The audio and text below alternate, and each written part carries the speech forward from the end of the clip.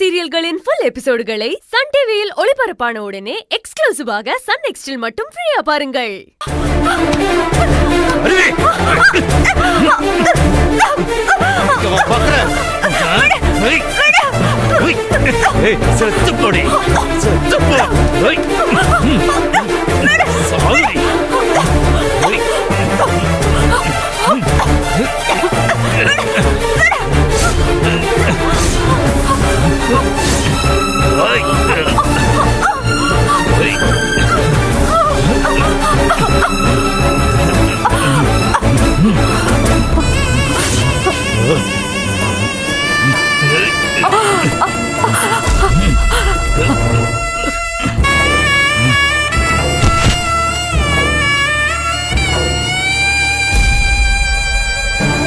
அருவி அருவி அருவி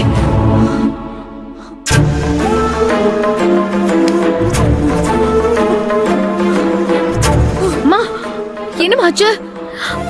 ஏமா, கனவு ஏதாவது கண்டீங்களா? என்னமா ஆச்சு? ஐயோ, கனவா? என்னம்மா?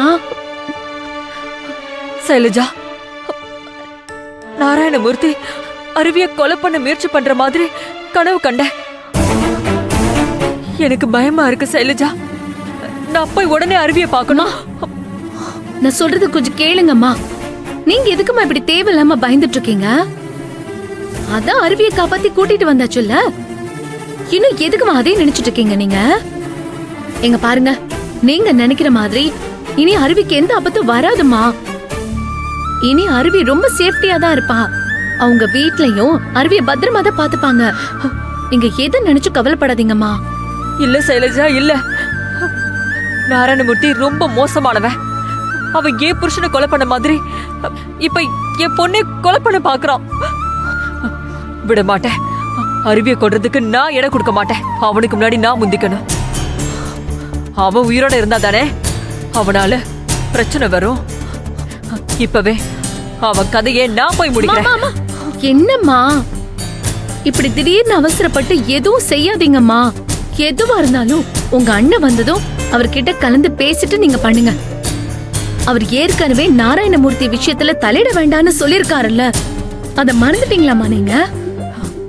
இங்க பாரு சைலஜா, அத பத்தி யோசிக்கிறதுக்கும் கவலைப்படுறதுக்கும் எனக்கு நேரம் இல்ல. எனக்கு அருவியோட உயிர் மட்டும் தான் முக்கியம். நான் ஏற்கனவே கொலைகாரிங்கிற படத்தோட ஜெயிலுக்கு போயிட்டு வந்தவதானே. அதனால ஜெயிலு ஒண்ணு எனக்கு புதுசு இல்ல. அப்ப செய்யாத கொலைக்கு ஜெயிலுக்கு நான் போனேன். இப்போ அந்த நாராயணமூர்த்தியை கொன்னுட்டு ஏன் பொண்ணுக்காக நான் சந்தோஷமா போறேன். மா, நான் சொல்றத கொஞ்சம் கேளுங்கம்மா. நீங்க நிரபராதின்னு நிரூபிக்கிறதுக்கு தாமா அருவி உயிரை கொடுத்து போராடிட்டு இருக்கா. அந்த முயற்சியை நீங்களே கெடுத்துறாதீங்கம்மா.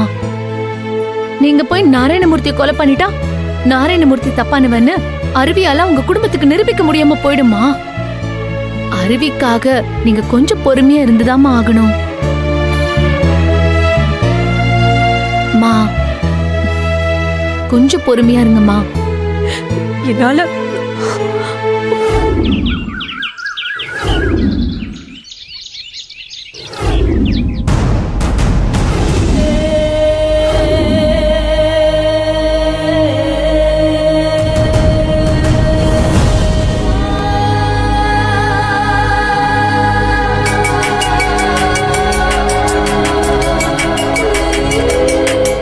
சிவசங்கரி தான் எனக்கு ஃபோன் பண்றா.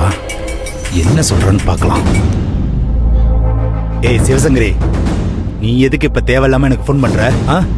என்னடா, ஏன் பொண்ணையே கடத்திட்டு போய் எங்களை கலங்கடிச்சதும் இல்லாம ஒண்ணுமே தெரியாத மாதிரி எதுக்கு ஃபோன் பண்ணேன்னு என்னையே கேக்குறியா?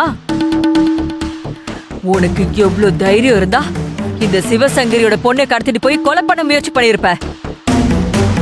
ஏய், உன் பொண்ணு காணாம போனதுக்கு நான் காரணம் இல்லைன்னு சொல்லுவேன்னு பாத்தியா? கண்ணு, நீதான் என்ன அந்த இடத்துல வச்சு பாத்துட்டல, அப்புறம் என்னடி உனக்கு? இங்க பாரு, தேவையில்லாம நீ என் வழியில குறுக்க வந்தா நான் உன்னை சும்மா விடுவேனா? நீ கொலைகாரி இல்லைன்னு என் தம்பி குடும்பத்துக்கு ப்ரூவ் பண்ணி என்ன கெட்டவன ஆக்கிறதுக்காக நீயும் உன் பொண்ணு முயற்சி பண்ணுனா நான் எப்படி சும்மா பார்த்துக்கிட்டு இருக்க முடியும் சொல்லு. அதுக்கு தாண்டி உன் பொண்ணை கடத்தினேன் நானு. எப்படியோ நீங்க அவளை காப்பாத்திட்டீங்க. ஆனா இனிமேலாச்சும் நீங்க ஒழுங்கா இருங்க.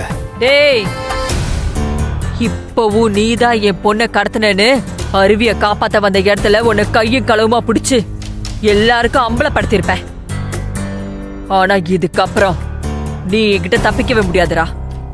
உன்னை என் பொண்ணு இதுக்கு மேலேயும் சும்மா விட மாட்டா. ஏய், சும்மா இந்த மிரட்ட வேலையெல்லாம் என்கிட்ட வச்சுக்காத. உன்னால என்ன ஒண்ணுமே பண்ண முடியாது. என் தம்பியும் அவனோட குடும்பமும் என்ன மலம் மாதிரி நம்பிக்கிட்டு இருக்காங்க. அவங்க மத்தியில எனக்கு கெட்ட பேர் வாங்கி கொடுக்கலான்னு நீ மட்டும் நினைச்ச, அது நடக்கவே நடக்காதுடி. மீறி நடத்தணும்னு நினைச்சீங்கன்னா இப்போ உன் பொண்ணை தொலைச்சிட்டு பேயா அலைஞ்சல, அதே மாதிரி நிரந்தரமா அலைய வேண்டியது வரும். ஜாக்கிரதை. நாராயணமூர்த்தி, நீ என் பொண்ணை கடத்தினதுக்கு இந்நேரம் உன்னை காலி பண்ணி உன்னை நிஜமாவே நான் பேய அலைய விட்டுருப்பேன்டா. எதுக்காக இன்னும் உன்னை விட்டு வச்சிருக்கேன் தெரியுமா? ஏன் பொண்ணு உன்னை எதுவும் பண்ணக்கூடாதுன்னு சொல்லி வச்சிருக்கா. அவ சொல்லுக்கு கட்டுப்பட்டுதான் இன்னும் உன்னை உயிரோட விட்டு வச்சிருக்க. அப்ப நீ என் புருஷனை கொலை பண்ணி என்கிட்ட இருந்து தப்பிச்சிட்டடா. அதே மாதிரி ஏன் பொண்ணே நீ தொடரலான்னு பாத்தியா?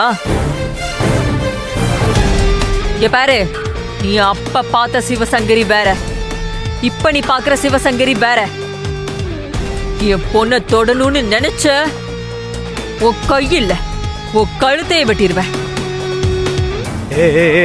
இங்க பாரு, ஓ மிரட்டலுக்கெல்லாம் நான் பயப்படவே மாட்டேன். அதை என் தம்பி கிட்டையும் சரஸ்வதி கிட்ட மட்டும் நீ வச்சுக்கோ.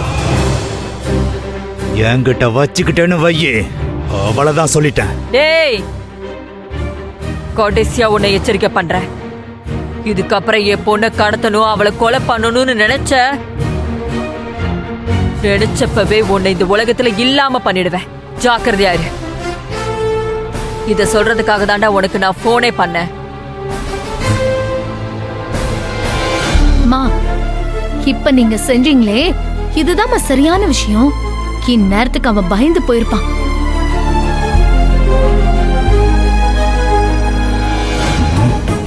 ஏய் சிவசங்கரி, என்னையவே நீ மிரட்டி பாக்குறியா? எப்ப அருவி உன் பொண்ணுன்னு தெரிஞ்சதோ அப்பவே அவன் மேல இருந்த கொஞ்ச நஞ்ச இறக்கமும் போயிடுச்சுடி. இனி உன்னையும் அவளையும் நிம்மதியாவே விட மாட்டேன். உனக்கும் என் தம்பி குடும்பத்துக்கும் இடையில பகைய வளர்த்துக்கிட்டே இருப்பண்டி. அவங்க என்னைக்கும் நீ சொல்றத நம்பவே மாட்டாங்க.